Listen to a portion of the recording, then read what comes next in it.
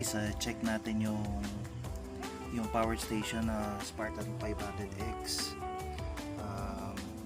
Gamitin sa rice cooker na 300 watts.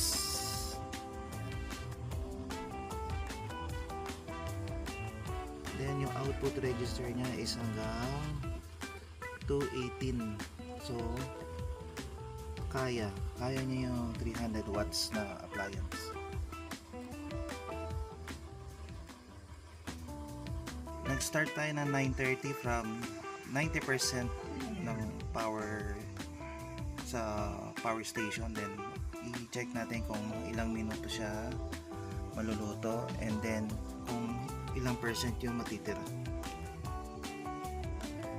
Still on 218 watts output.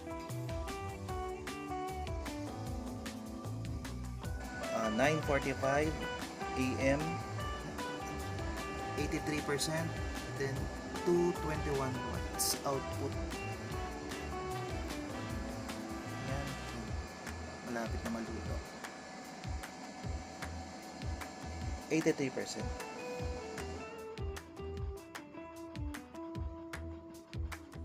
And guys, 9:53 AM kakaluto lang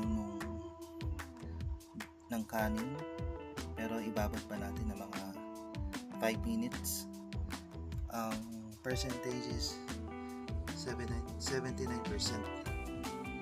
Then since iniinin na lang yung rice, yung output niya is 7 watts na lang.